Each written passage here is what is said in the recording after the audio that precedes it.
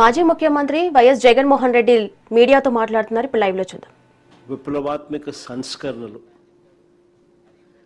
ప్రజలకు జరిగిన మంచి గురించి ప్రతి ఇంట్లో కూడా చర్చ జరిగేది. 2 ఏళ్ల కిందట ఏ ఇంట్లో అయినా కూడా చర్చ జరిగేటివి ఏదైనా ఉంటే ఈ అంశాల మీద చర్చ జరిగేది. చంద్రబాబు నాయుడు గారి పరిపాలన వచ్చిన తర్వాత ఇవాళ ఏ ఇంట్లో అయినా కూడా చర్చ ఏ అంశాల మీద జరుగుతూ ఉన్నాయి అంటే రెడ్ బుక్ రాజ్యాంగం, కస్టోడియల్ డెత్స్, చంపేసిన తర్వాత శవాన్ని మాయ చేయడం, ఇక్కడి నుంచి మొదలెడితే చంద్రబాబు చేసిన సూపర్ 6, సూపర్ 7ల మోసాలు, ఆయన చెప్తా ఉన్న అబద్ధాలు, ఆయన చేస్తూ ఉన్న టాపిక్ డైవర్షన్స్, వీటికి సంబంధించిన చర్చే ఈరోజు ప్రతి ఇంట్లో కూడా ఈరోజు జరుగుతూ ఉంది. రాష్ట్రంలో పరిస్థితి ఏమిటి అని అంటే రూల్ ఆఫ్ లా పక్కకెళ్ళిపోయి రూల్ ఆఫ్ ఫియర్ ఈరోజు రాష్ట్రంలో రాజ్యం ఏలుతూ ఉంది. పోలీస్ స్టేషన్లకు వెళ్తే న్యాయం జరుగుతుందన్న నమ్మకం ఈరోజు ఎక్కడా కూడా సన్నగిల్లిపోయింది. ఈరోజు రాష్ట్ర ప్రజల పరిస్థితి ఏమిటి అని అంటే పోలీస్ స్టేషన్లకు పోవాలంటే భయపడే పరిస్థితిలోకి ఈరోజు రాష్ట్ర ప్రజలు వచ్చిన పరిస్థితులు ఈరోజు రాష్ట్రంలో కనిపిస్తూ ఉన్నాయి. ఒకసారి గమనిస్తే ఇవన్నీ కూడా యాదృచ్ఛికంగా జరిగినవి కావు. ఈ పరిస్థితి ఈ మాదిరిగా తయారైంది. ఈ మాదిరిగా పరిస్థితి తయారు కావడానికి కారణం ఏమిటి అని అంటే చంద్రబాబు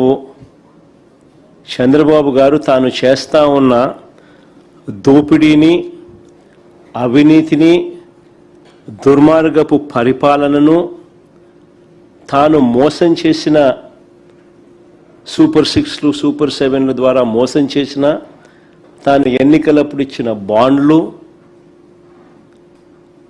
వీటికి సంబంధించి ఎవరైనా కూడా చంద్రబాబు నాయుడు గారిని ప్రశ్నిస్తే ఆ ప్రశ్నించే కార్యక్రమంలో ఏ గొంతు వినపడినా కూడా ఆ గొంతును నొక్కే కార్యక్రమం. ఎప్పుడైతే చంద్రబాబు నాయుడు గారు చట్టాన్ని, పోలీస్ వ్యవస్థని తన చేతుల్లోకి తీసుకొని ఎవరైనా కూడా తనను ప్రశ్నిస్తే, ప్రతిపక్ష పార్టీ కావచ్చు, సోషల్ మీడియా యాక్టివిస్టులు కావచ్చు, ప్రశ్నించే జర్నలిస్టులు కావచ్చు, లేకపోతే రాష్ట్రంలో ఎవరైనా సరే తనను ప్రశ్నిస్తే చాలు వాళ్ళందరినీ కూడా అణిచివేసే కార్యక్రమంలో చంద్రబాబు నాయుడు గారు చట్టాన్ని, పోలీస్ వ్యవస్థను తాను వెపనైజ్ చేసినాడు. వెపనైజ్ చేసిన కారణంగా ఈరోజు ఈ దిగజారిపోయిన వ్యవస్థల పర్యావసాలే ఈరోజు మనకు కనిపిస్తూ ఉన్నాయి. చేతిలో నుంచి జారిపోయింది. న్యాయం, ధర్మం అనేది గాడి తప్పింది.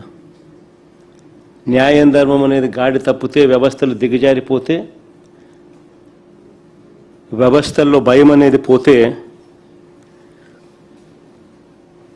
మనం మనుషులమే అన్న సంగతి మర్చిపోయే కార్యక్రమం ఈరోజు జరుగుతూ ఉంది. ఏమైనా మనం చేసినా కూడా పర్వాలేదు, ఎవరు మమ్మల్ని ఏమీ చేయలేరు అని ఎప్పుడైతే వీళ్ళంతటా వీళ్ళే ఆ ధైర్యం తెచ్చుకున్నప్పుడు వ్యవస్థలన్నీ కూడా దిగజారిపోయిన పరిస్థితులు వస్తాయి. ఈరోజు ఈ పర్యావసాలు కనిపిస్తూ ఉన్నాయి.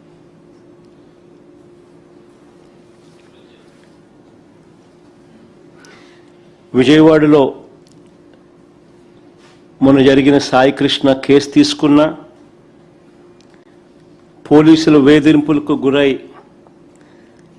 క్రాంతి కుమార్ అనే అబ్బాయి ఏకంగా వీడియో చేసి మరణ వాంగ్మూలం ఇచ్చి ఆత్మహత్య చేసుకున్న ఘటన అయినా సరే, కర్నూలు జిల్లాలో లాకప్ డెత్కు గురైన దళిత మహిళ గంగమ్మ కేసు తీసుకున్న, తెనాలిలో తిరుపతమ్మ కేసు తీసుకున్న,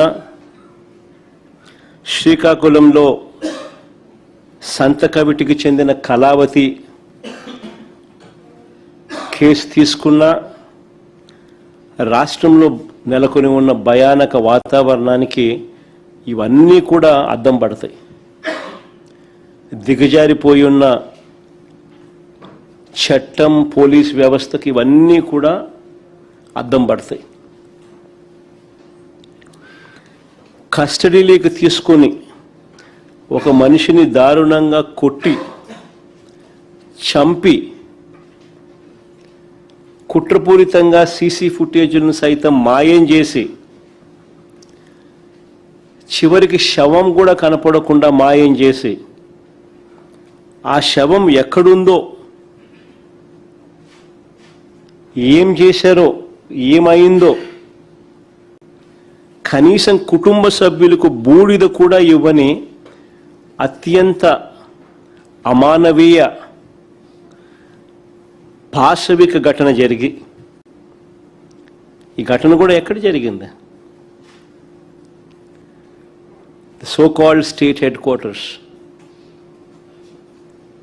అంటే చంద్రబాబు నాయుడు గారి ఇంటికి ఆమడ దూరంలో.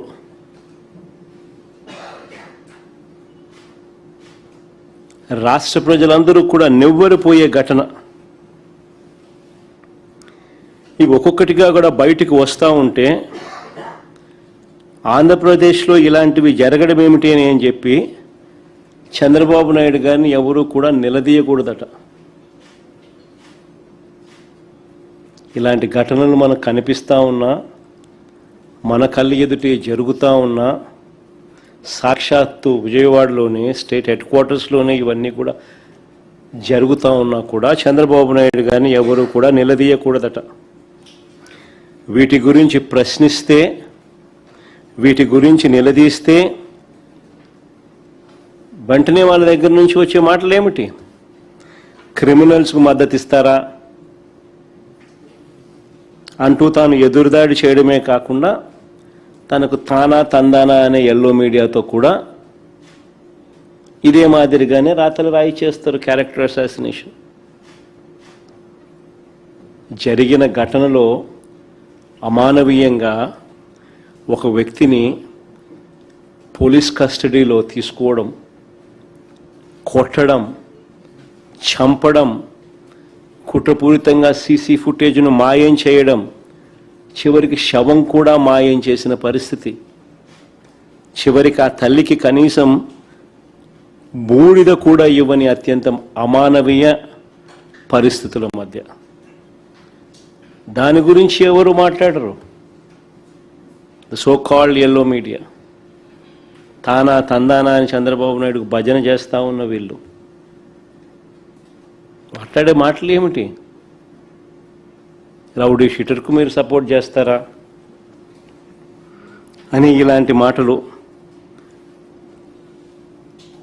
నిజంగా ఈ టాపిక్ కూడా డైవర్ట్ చేయడానికి, ఆశ్చర్యకరంగా ఈ టాపిక్ డైవర్ట్ చేయడానికి చంద్రబాబు నాయుడు గారి పార్ట్నర్ కూడా, ఆయన కూడా ఒక సైడ్ క్యారెక్టర్ మాదిరిగానే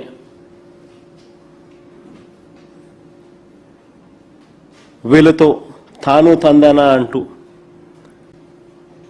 పొలిటికల్ డ్రామాలు ఈరోజు అందరూ చేస్తూ ఉన్న పరిస్థితులు. నేను చంద్రబాబు నాయుడు గారిని, ఆయన పార్ట్నర్ గారిని ఇద్దరిని సూటిగా ప్రశ్నిస్తూ ఉన్నా. ఈ రాష్ట్రంలో చట్టం, న్యాయం లేదని, కోర్టులతో తమకు పని లేదని, తమకు ఏది అనిపిస్తే అది చేస్తామని, తమ చేతిలో ఉన్న కొంతమంది పోలీసులతో తామే శిక్షలు వేస్తామని, దొంగ కేసులు పెడతామని, చంపుతామని, బూడిద కూడా ఇవ్వమని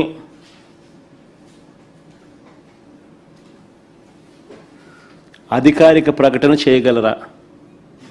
చంద్రబాబు నాయుడు అడుగుతా ఉన్నా, ఆయన పార్టీలను అడుగుతా ఉన్నా. అధికారికంగా ఇవన్నీ మేము చేయగలమని చెప్పి మీరు అధికారికంగా ప్రకటన చేయగలరా?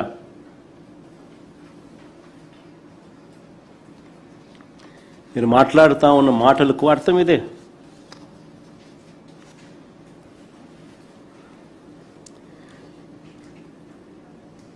కవరప్లో భాగంగా సాయి కృష్ణ మొదట రౌడీ షీటర్ అన్నారు.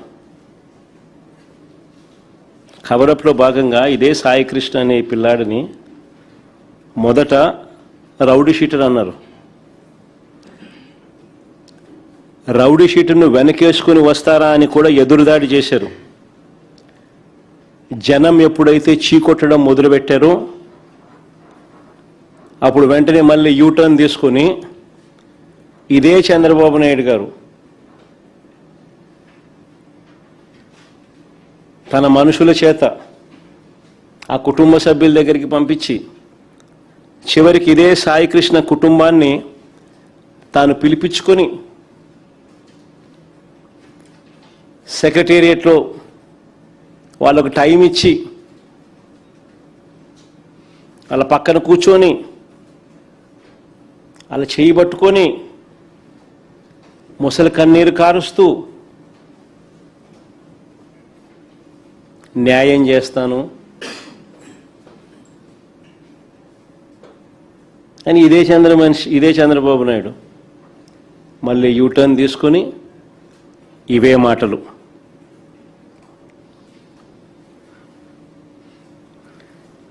అసలు ఏ రకంగా ఏకంగా 40 రోజుల పాటు ఇది బయటికి రాకుండా తొక్కిపెట్టిన ఈ కేసుపై యావత్ దేశమంతా కూడా దిగ్భ్రాంతికి గురైతే 40 రోజుల పాటు, ఇన్ఫ్యాక్ట్ మేము పోయి 40 కూడా కాదు, దాదాపు 46 రోజులు నేను పోయిన తర్వాతనే పోయిన 4 రోజులకు అరెస్టులు, 46 రోజులు దీన్ని కేసును తొక్కిపెట్టి ఈ కేసుపై యావత్ రాష్ట్రమే కాదు దేశమంతా కూడా దిగ్భ్రాంతికి గురైతే అసలు ఏం జరిగిందో, చట్ట ప్రకారం ఎంతమంది మీద, ఎంతమంది పెద్దల మీద ఎలాంటి చర్యలు తీసుకున్నారో చెప్పాల్సిన బాధ్యత ముఖ్యమంత్రి మీద లేదా అని అడుగుతా ఉన్నా.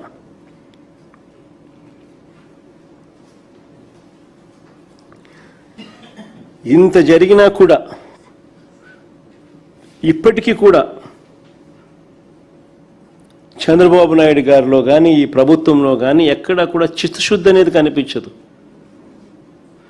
ఎక్కడా కూడా ఏ కోశానైనా కూడా కనీసం రిమోర్స్ లేదు, పశ్చాత్తాపం లేదు.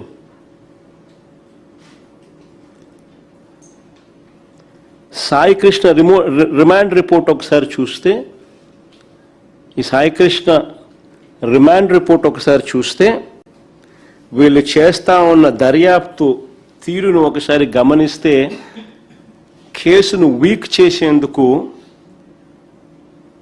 పై వాళ్ళను ఎలా కాపాడుతున్నారో చాలా స్పష్టంగా కూడా కనిపిస్తాయి ఆధారాలతో సహా.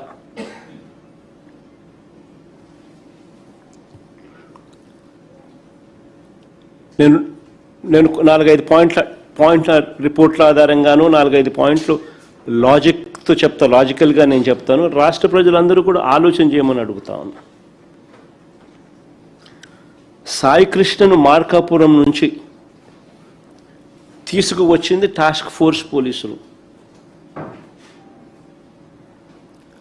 ఈ సాయి కృష్ణను మార్కాపురం నుంచి తీసుకువచ్చింది మార్కాపురం నుంచి తీసుకొచ్చింది టాస్క్ ఫోర్స్ పోలీసులు. వాళ్ళ రిమాండ్ రిపోర్ట్లోనే ఇది రాశారు, ఇది చెప్పారు. వాళ్ళు కృష్ణలంక పోలీస్ స్టేషన్కి ఈ మనిషిని అప్పగించిన తర్వాత, అంటే సాయి కృష్ణని అప్పగించిన తర్వాత అక్నాలెడ్జ్మెంట్ కూడా తీసుకున్నారని కూడా రిమాండ్ రిపోర్ట్లో వాళ్ళు చెప్పారు. మరి టాస్క్ ఫోర్స్ పనిచేసేది పోలీస్ కమిషనర్ కింద కాదా?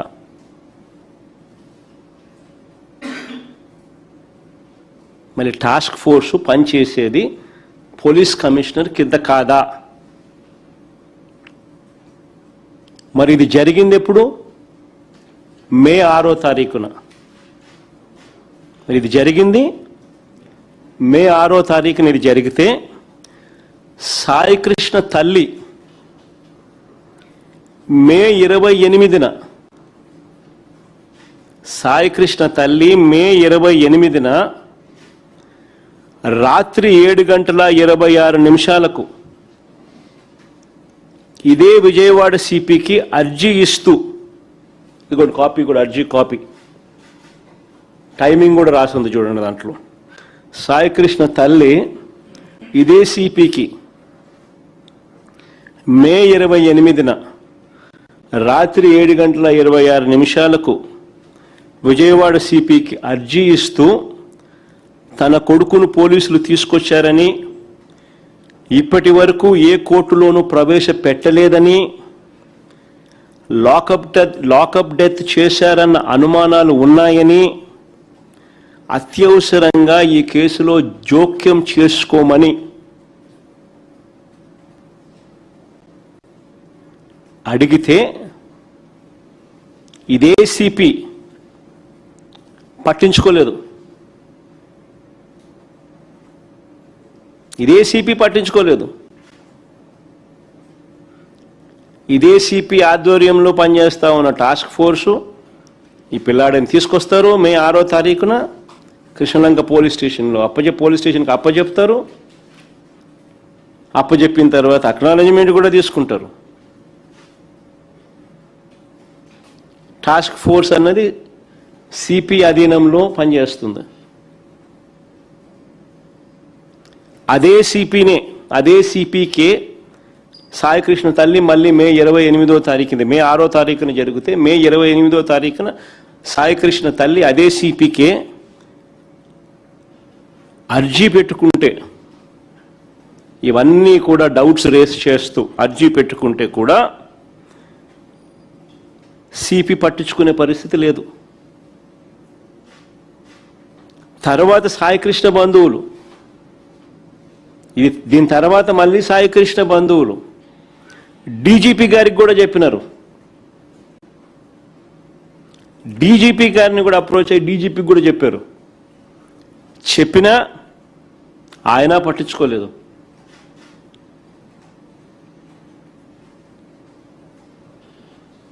మరి రాష్ట్రంలో వ్యవస్థలు కుప్పకూలిపోయాయి అని చెప్పడానికి ఇవన్నీ నిదర్శనాలు కావా? సిఐని సిపి కాపాడుతాడు, సర్కిల్ ఇన్స్పెక్టర్తో పనిచేయిస్తాడు తనే కాబట్టి సిఐని సిపి కాపాడుతాడు, సిపిని డీజీపీ కాపాడుతాడు, డీజీపీని చంద్రబాబు కాపాడుతాడు.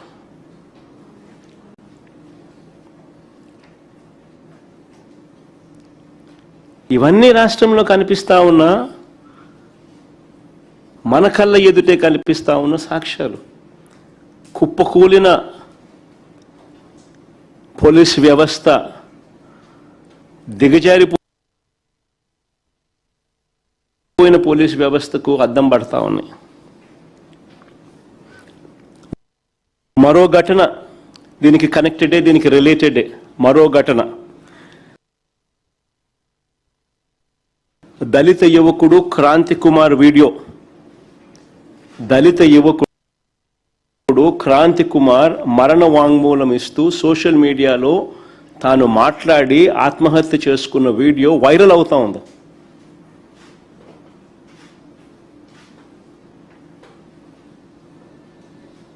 అయినా తన చావుకు కారణం, ఆ వీడియోలో తాను మాట్లాడుతూ, క్రాంతి కుమార్ మాట్లాడుతూ, ఆ పిల్లాడు మాట్లాడుతూ తన చావుకు కారణం ఇదే పోలీస్ స్టేషన్, ఇదే సిఐ పేరు చెప్పి మరణ వాంగ్మూలం ఇస్తూ తను ఆత్మహత్య చేసుకుని ఆ వీడియో వైరల్ అవుతా ఉన్నా కూడా ఇదే సిపి పరిధిలోకే వస్తుంది. ఇదే సిపి పరిధి. ఏం చేస్తున్నాడు? ఏం చేయరు.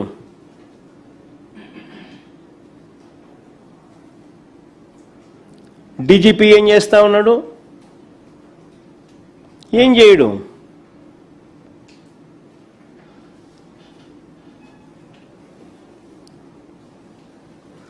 మరి క్రాంతి కుమార్ మరణ వాంగ్మూలానికి విలువ లేదా? మరి ఆ పిల్లాడి మరణ వాంగ్మూలానికి విలువ లేదా? మరి ఓ తల్లి పెట్టుకున్న అర్జీకి విలువ లేదా?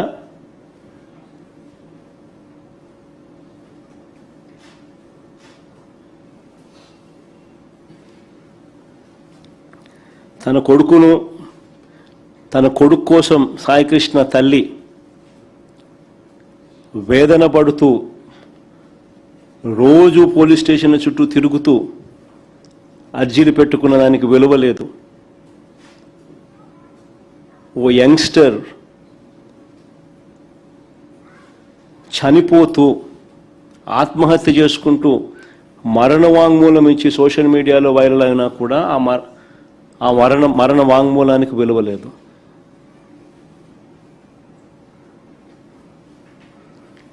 నేరాన్ని కప్పిపెట్టి నిందితుల్ని ప్రోత్సహించిన ఇదే సిపిని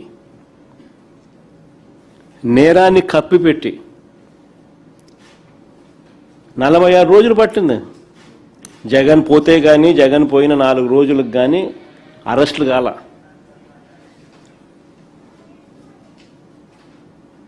ఆ అరెస్టులలో కూడా చిన్న వాళ్ళను పెద్దోళ్ళని విడిచిపెట్టి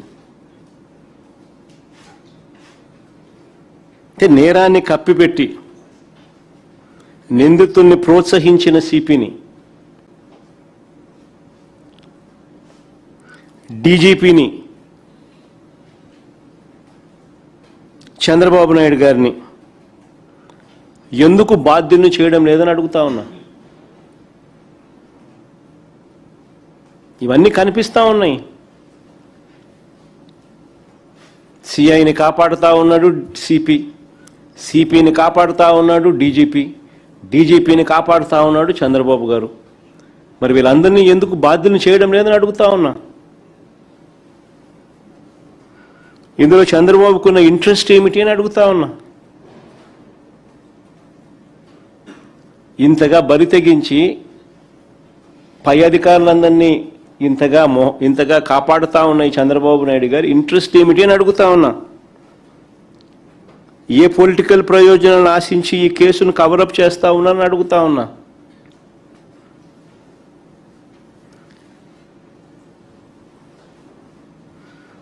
ఎప్పుడు ఈ ఘటనలు జరిగాయి, ఎన్ని రోజుల తర్వాత తప్పనిసరి పరిస్థితుల్లో వీళ్ళు రియాక్ట్ కాక తప్పలేదు. అసలు ఈ ఘటన గన ఇంత పెద్దది కాకపోయిందంటే, జగన్ కూడా పోకపోయిందంటే అసలు ఇన్సిడెంటే లేదు, కవరప్పు.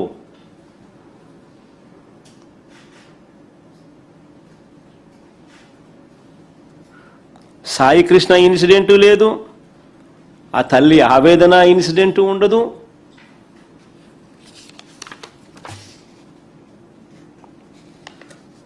ఇంకో పిల్లాడు క్రాంతి కుమార్ ఇన్సిడెంటు లేదు. తన ఆత్మహత్య సోషల్ మీడియాలో వైరల్ అవుతా ఉన్న మరణ వాంగ్మూలము ఏమీ లేవు.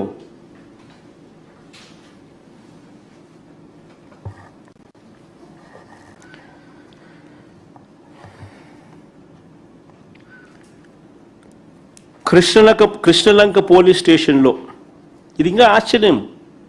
కాన్స్పిరసీ అనేది ఎంత లోతుగా ఉంది అని చెప్పడానికి ఇంకొక ఉదాహరణ. కృష్ణలంక పోలీస్ స్టేషన్లో వీళ్ళు ఫైల్ చేసిన రిమాండ్ రిపోర్ట్లో వీళ్ళు రాసుకొచ్చినారు. మే 1వ తారీఖు నుంచి జూన్ 1వ తారీఖు వరకు వీడియో క్లిప్పింగ్ లేదంట, వీడియో ఫుటేజ్ లేదంట అని వాళ్ళ మొదట ఫైల్ చేసిన రిమాండ్ రిపోర్ట్లో రాసినారు. మళ్ళీ మధ్యలో ఇద్దరు కానిస్టేబుల్ ఏదో అరెస్ట్ చేసినట్టున్నారు నిన్నేదో. వాళ్ళ రిమాండ్ రిపోర్ట్లో ఏమో రాసినా తెలుసా? 18 నెలలుగా సీసీ కెమెరాల ఫుటేజ్ తొలగించినట్టు వాళ్ళ రిమాండ్ రిపోర్ట్లో రాస్తారు. అంటే ఎన్ని మర్డర్లు జరిగినాయో ఈ 18 నెలల్లో.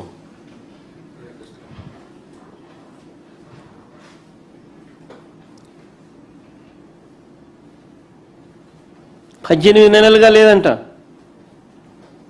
ఇది ఎలా సాధ్యమని అడుగుతా ఉన్నా నీకు. విజయవాడ ఈ so called state head quarters. So called state head క్వార్టర్స్లో డీజీపీ ఆఫీస్ ఇక్కడే, సిపి ఆఫీస్ ఇక్కడే, చంద్రబాబు నాయుడు ఉండేది ఇక్కడే, హోమ్ మినిస్టర్ ఆఫీస్ ఇక్కడే. వీళ్ళందరి కళ్ళ ముందే ఏ రకంగా నీకు పోలీస్ స్టేషన్లో సీసీ ఫుటేజ్ లేకుండా ఎట్టబోతుంది?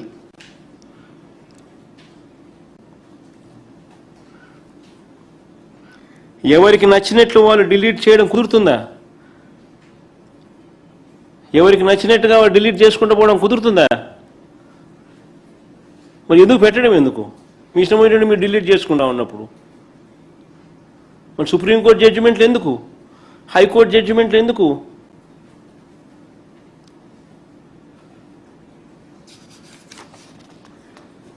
పోనీ ఇక్కడ డిలీట్ చేస్తే, పోనీ పోలీస్ స్టేషన్లో ఇక్కడ డిలీట్ చేస్తే కమాండ్ కంట్రోల్ సెంటర్లో ఉన్న ఫుటేజ్ ఏమైంది? ఒక చోట డిలీట్ చేస్తే రెండో చోట ఎక్కడ ఉండదా? పోలీస్ స్టేషన్లో డిలీట్ చేస్తే కమాండ్ కంట్రోల్ సెంటర్లో ఉన్న ఫుటేజ్ ఏమైంది? వీడియో ఫుటేజ్ ఏమైంది? సిపి ఆఫీస్లో దీనికి సంబంధించిన ఫుటేజ్ ఏమైంది? డీజీపీ ఆఫీస్లో దీనికి సంబంధించిన ఫుటేజ్ ఏమైంది? పోలీసు వ్యవస్థను నిజంగా ఎలా దుర్వినియోగం చేస్తూ ఉన్నారు అని చెప్పడానికి ఇది ఇంకొక నిదర్శనం కాదా అని అడుగుతా ఉన్నా.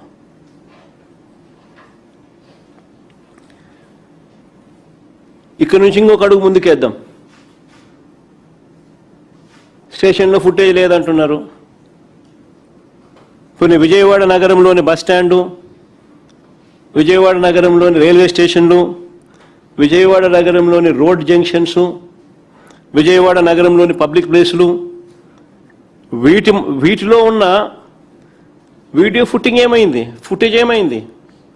వీటిలో ఉన్న కెమెరాల ద్వారా ఈ శవాన్ని, మృతదేహాన్ని ఎక్కడి నుంచి తీసుకెళ్లారు అన్నది కనుక్కోవచ్చు కదా? ఎక్కడికి తీసుకెళ్లారో కనుక్కోవచ్చు కదా? కానీ సిట్ ఈ దిశగా ఎందుకు పనిచేయలేదు అని అడుగుతా ఉన్నా. ఆ మృతదేహాన్ని ఎక్కడికి తీసుకెళ్లారు అనేది ఈ కెమెరాల ద్వారా కూడా కనుక్కోవచ్చు కదా? ఎందుకు సిట్ ఈ దిశగా అడుగులు వేయలేదని అడుగుతా ఉన్నా. మేట్రిక్స్ సిస్టమ్ క్లౌడ్ సర్వర్లలో, ఈ మేట్రిక్స్ సిస్టమ్ క్లౌడ్ సర్వర్లలో 90 రోజుల వరకు ఫుటేజ్ ఉంటుందని తెలిసిన వాటిని సిట్ ఎందుకు స్వాధీనం చేసుకోవడం లేదు అని అడుగుతా ఉన్నా.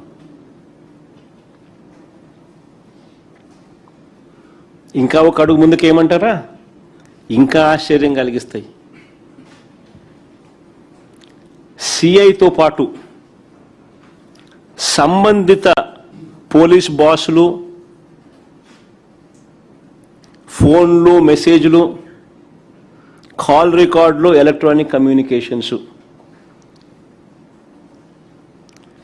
ఇవి పరిశీలించే కార్యక్రమం ఎవరైనా చేయాలనా లేదా?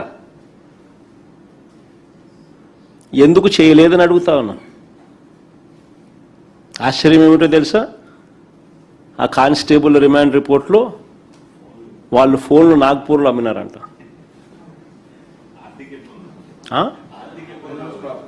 ఆర్థిక ఇబ్బందుల వల్ల వాళ్ళ ఫోన్లు నాగ్పూర్లో వాళ్ళు అమ్మినారంట. అసలు ఏమిది? మనిషిని చంపేసినారు. శవాన్ని కనపడకుండా చేసేసినారు. వీడియో ఫుటేజ్ లేదు, మాయం చేసినారు.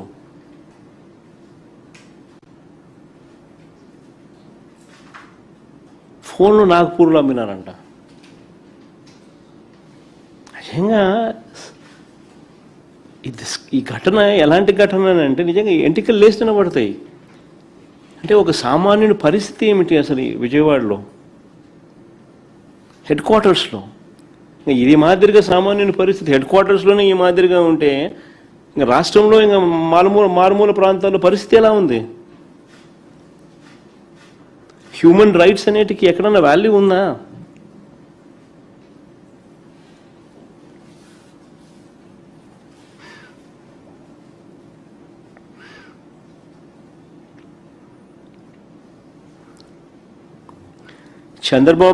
చంద్రబాబు గారి పాలనలో ఇలా వ్యవస్థలు వాటికి బాధ్యత వహిస్తున్న వాళ్ళు ఈ మాదిరిగా కుమ్మక్కవడం కొత్త ఏం కాదు. ఈ 2 ఏళ్లలో చూస్తే ఇదే కనిపిస్తుంది. ఈ ఒక్క కేసే కాదు, ఇట్లాంటి శతకోటి ఉదాహరణలు ఇవ్వచ్చు. సీసీ ఫుటేజ్ మాయం సహా ఆధారాలు నాశనం చేయడం, తమ తప్పులను కప్పిపుచ్చుకోవడం, తప్పుడు సాక్ష్యాలను క్రియేట్ చేయడం, న్యాయస్థానాలను పక్కదోవ పట్టించడం, చివరికి కొన్ని కేసుల్లో అయితే వీళ్ళే డబ్బు కూడా తీసుకుని పోయి పెడుతున్నారు.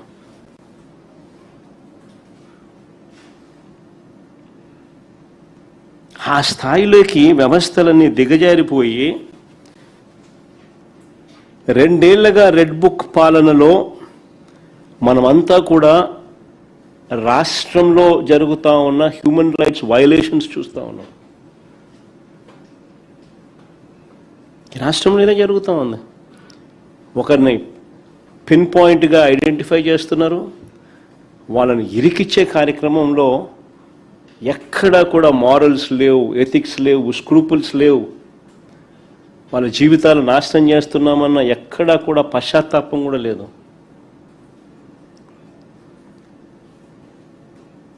ఏ స్థాయికైనా దిగజారిపోయినా పర్వాలేదు, చంద్రబాబు నాయుడు ముఖంలో సంతోషం చూడాలి.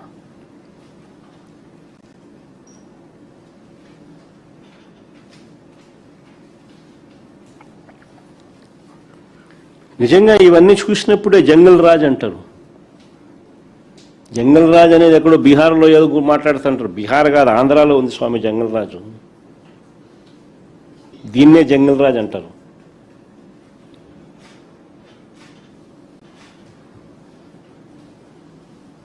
అడ్డు అదుపు లేకుండా ఏమైనా చేసేస్తాం మేము అనేదాన్నే జంగల్ రాజ్ అంటారు. చంద్రబాబు నాయుడు గారి జంగల్ రాజ్ పాలనలో బాధితులే నిందితులు అవుతారు అనడానికి ఇంకొక ఎగ్జాంపుల్ చెప్పాను. రీసెంట్గా జరిగిన ఎగ్జాంపుల్ చెప్తా. బాధితులే చంద్రబాబు నాయుడు గారి పాలనలో నిందితులు అవుతారు అని చెప్పడానికి ఇంకొక చిన్న ఎగ్జాంపుల్. మొన్న మీరంతా కూడా చూసే ఉంటారు, ఉండవల్లిలో రైతుల కోరిక మేరకు మా పార్టీకి సంబంధించిన నాయకులు, మా పార్టీకి సంబంధించిన టీము రైతుల కోరిక మేరకు ఆ ఘటనకు వెళ్తే ఏం జరిగింది? అమరావతిలో చంద్రబాబు చేస్తా ఉన్న అవినీతిని, దోపిడీని, దౌర్జన్యాలను, రైతులు పడతా ఉన్న బాధలను బయట ప్రపంచానికి తెలియనీయకుండా చేయడానికి ఒక ప్లాన్ ప్రకారము చంద్రబాబు నాయుడు గారే అక్కడికి వెళ్ళిన మా పార్టీ వాళ్ళ మీద రైతులకు సంఘీభావం తెలుపడానికి మా పార్టీ వాళ్ళు అక్కడికి రైతుల కోరిక మేరకు పోతే, అక్కడ జరుగుతూ ఉన్న అన్యాయాన్ని చూడడానికి పోతే వీళ్ళే దాడి చేసి బాధితుడైన మా పార్టీ వాళ్ళను నిందితులుగా చూపిస్తా ఉన్నారు. అంటే మనం వీళ్ళే దాడి చేసినారంట. అంటే లిటరల్గా కళ్ళ ఎదుటే కనిపిస్తూ ఉంది. ఇది న్యాయం ధర్మం అనే దానికి పూర్తిగా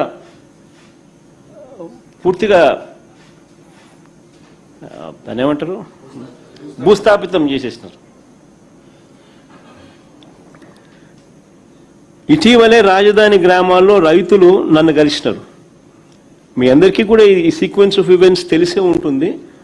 బట్ జస్ట్ టు రికలెక్ట్, ఇటీవలనే రాజధాని ప్రాంతానికి సంబంధించిన రైతులందరూ ఇక్కడే ఇదే మాదిరిగానే కూర్చున్నారు. మీ ప్లేసుల్లో వాళ్ళు వచ్చినారు.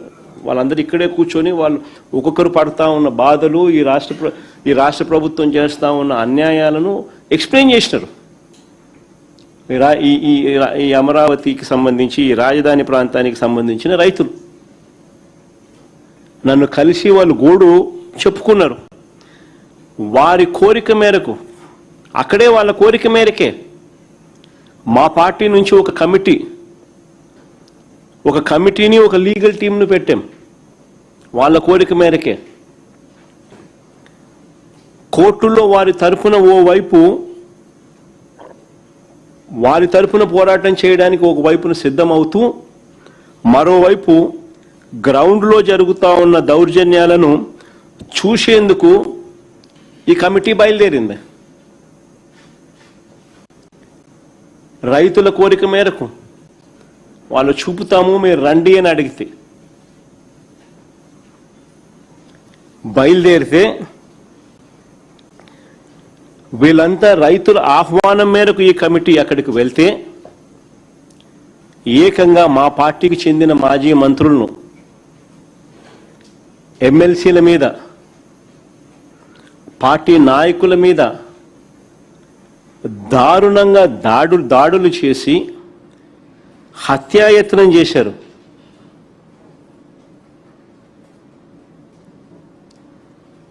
కారద్దాలు పగలగొట్టారు, రాళ్ళు విసిరినారు. ఆ రాళ్ల గాయాలతో కానిస్టేబుల్ కూడా గాయాలై, కానిస్టేబుల్ కూడా ఒక మనిషి హాస్పిటలైజ్ అయినాడు. మళ్ళీ తిరిగి మా వాళ్ళ మీదే మేమే దాడులు చేసినట్టుగా ఎదురు కేసులు మా వాళ్ళ మీదనే.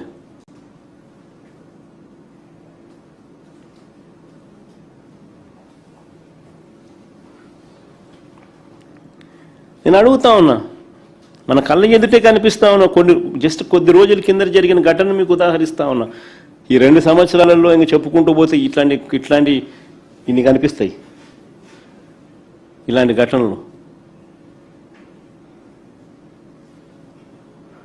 అమరావతితో పేరుతో చంద్రబాబు చేస్తా ఉన్న దారుణాలకు బలైపోతా ఉన్న రైతులకు తోడుగా నిలబడడం ఏమన్నా తప్పు అవుతుందా అని అడుగుతా ఉన్నా. అదేమన్నా తప్ప అని అడుగుతా ఉన్నా. భూములు ఇవ్వని వారిని,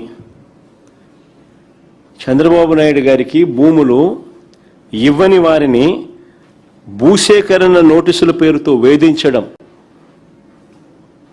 వారి పొలాలకు వెళ్లే మార్గాలను ధ్వంసం చేయడం,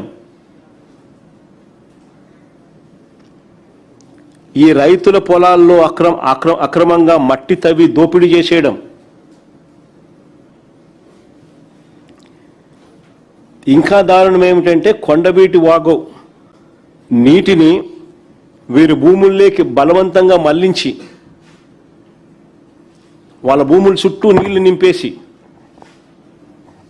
చివరకు గత్యంతరం లేని పరిస్థితిలో వాళ్ళు దాన్ని వదిలేసుకునే పరిస్థితి క్రియేట్ చేసే కార్యక్రమం రాష్ట్ర ప్రభుత్వమే చేస్తే నిజంగా విలన్లు అనే వాళ్ళు ఎక్కడో సినిమాల్లో ఉండరు. చంద్రబాబు గారు రూపంలోనే ఇక్కడే కనిపిస్తూ ఉన్నారు.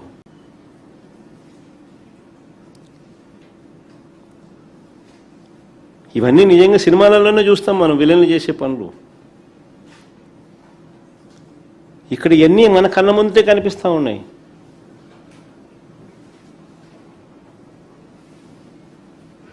మరి ఇవన్నీ దారుణాలు కావా అని అడుగుతా ఉన్నా. దాడులకు గురైన మా మాజీ మంత్రులు, ఎమ్మెల్సీలు, మా పార్టీ నాయకులు వీళ్ళందరినీ ఏమంటున్నారు? రౌడీ షీటర్లు అంట వీళ్ళంతా. మా పార్టీ మంత్రులు, మా పార్టీ ఎమ్మెల్సీలు, మా పార్టీ నాయకులు ఎవరైతే రైతులకు సంఘీభావం తెలుపుతూ అక్కడికి వెళ్ళారో వాళ్ళంతా రౌడీ షీటర్లు అంట. దాడి చేసింది నువ్వు, కొట్టింది నువ్వు, కొట్టించింది నువ్వు, రాళ్ళేసింది నువ్వు, కారద్దారు పగలు కొట్టింది నువ్వు, రౌడీలను పెట్టుకుంది నువ్వు. మా వాళ్ళ రౌడీ షీటర్లు అంటారు. నిజంగా ఎన్టీఆర్ గారు గన బతికుంటే చంద్రబాబు నాయుడు గారిని ప్రశ్నించేంత సమయం ఆయనకు ఉండింటే ఆయన కూడా రౌడీ షీటర్ అనేందరు. ఎన్టీఆర్ గారైనా అంతే, లక్ష్మీపార్వతి గారైనా అంతే. ఎవరైనా ఆయన ప్రశ్నిస్తే రౌడీ షీటరే.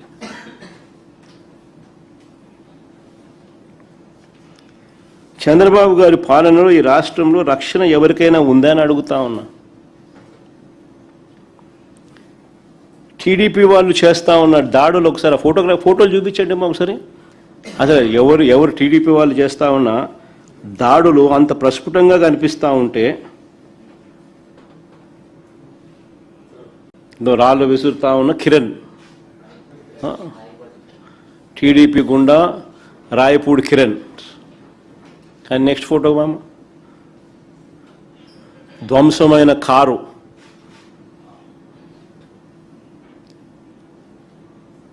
టీడీపీ నేత పెంచలయ్య రాయబట్టుకొని,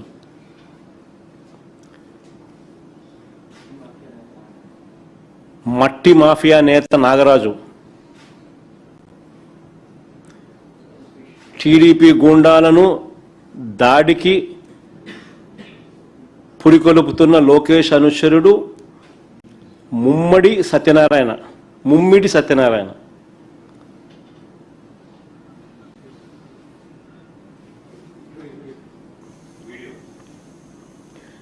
టీడీపీ ఆశ్చర్యం ఏంటంటే ఇవన్నీ కనిపిస్తూ ఉన్నాయి. ఇవన్నీ కనిపిస్తూ ఉన్నా కూడా